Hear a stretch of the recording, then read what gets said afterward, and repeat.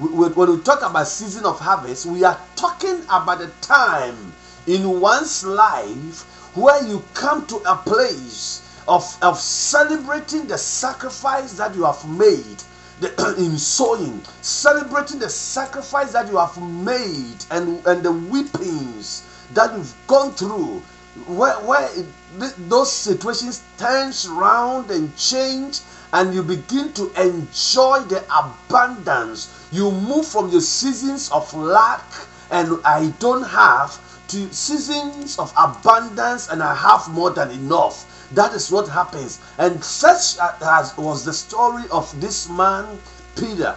Bible says that at one point in his time, he was at a point of nothing, at a point of having nothing to show up.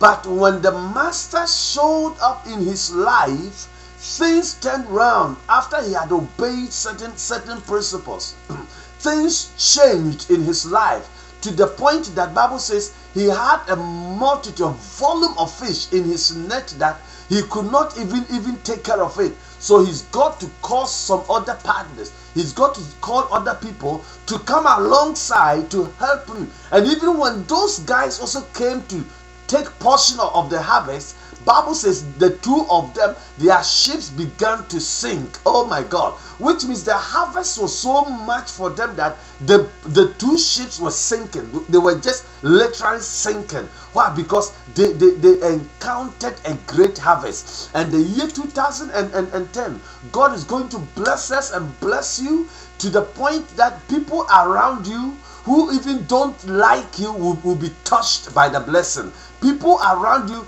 who thought they will never see a change in you, they will see the transformation, they will see the things that God will do in your life, and it will contaminate them. Your blessing will contaminate some people, that some people will be blessed by force because they just hung around you. And that is what happened in Peter's story. The people, his partners who were standing by, got affected by Peter's miracle. And it was so awesome that they had nothing to do than to run to Jesus and tell him, Jesus, man, we are sinful men. You can't, look at you.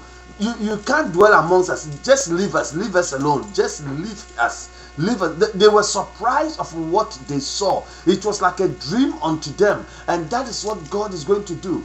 Now let me ask you, how did it all happen?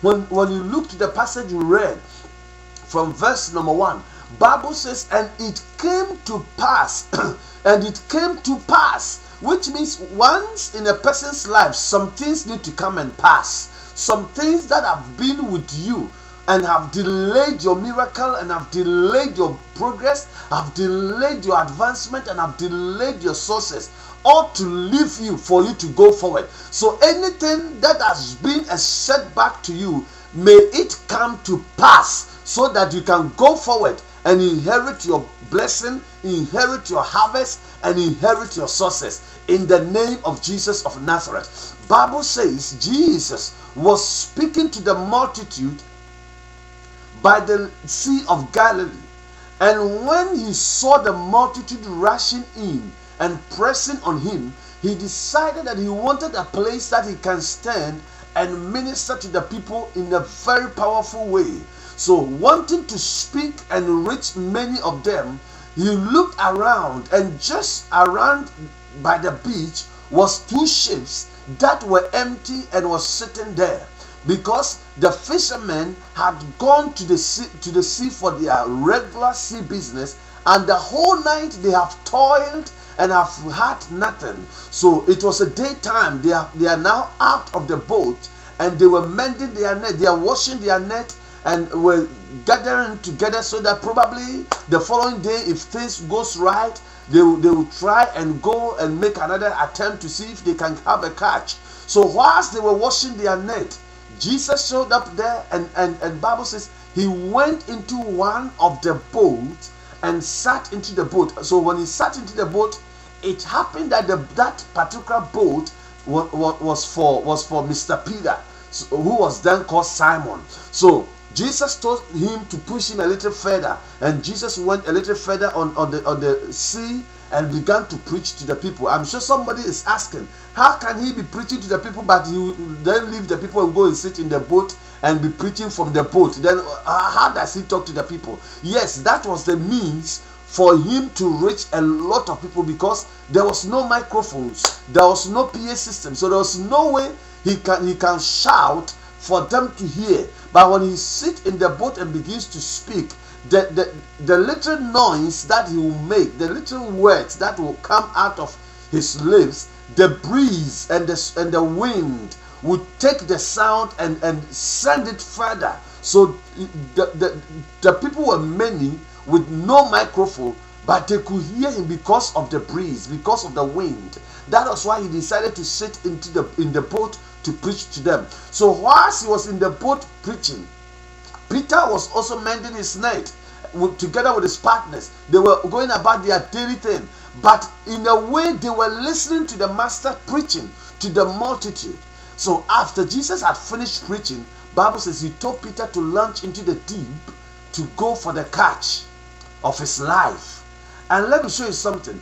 The next thing, the first thing that gave Peter the privilege of receiving a great miracle, a great miracle of the catch of the fishes, was because he yielded his boat to Jesus.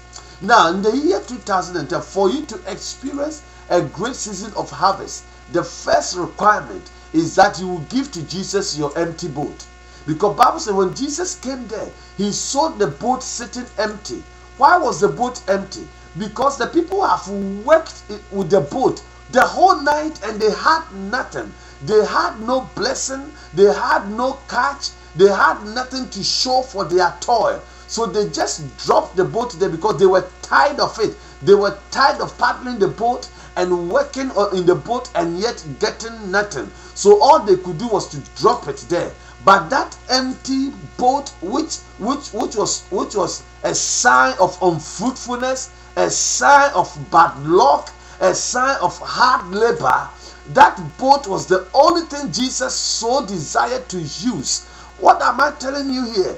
Maybe your life in the year 2009 has become an empty boat, because you have abandoned your life now, because you have done everything you know to do, but there's nothing for you to show off. There's nothing for you to testify that you have indeed worked the whole year, that indeed you were never laid off. You had your full hours, but you have nothing to show. There's nothing in your bank account. Some of the bank account you have abandoned them, because when even you see those checks, you throw them away because there's nothing in the account to show. Meanwhile, we have been working, you've toiled, you've done everything you know. So, but because nothing is in there to show, you have abandoned it. Some relationships you have abandoned. You have abandoned the relationship because there's no joy for you in the relationship. There's no fruit for you in the relationship. There's nothing in the relationship you so cherish.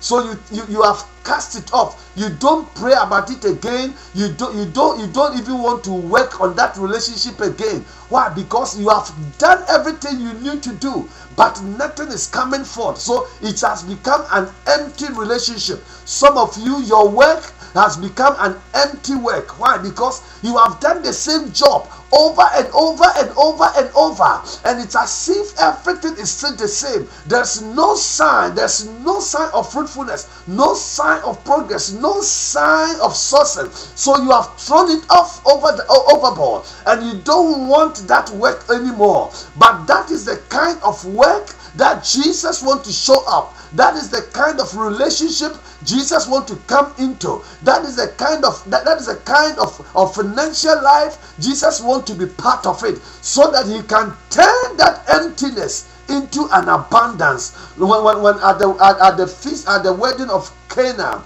when the people were serving, the only time they saw the power of Jesus in the midst of the wedding ceremony was the time the wine they were serving became empty in the pot. When the wine pot became empty and there was nothing to serve the visitors, nothing to give to the people out there, that was the time Jesus came in to make use of the empty pot to bring a change in the marriage feast. Now that is what Jesus wants to do. That your empty life, that your empty situation, that your empty financial life, empty marriage life, empty work life, empty labor, that is what Jesus wants to come in to bring a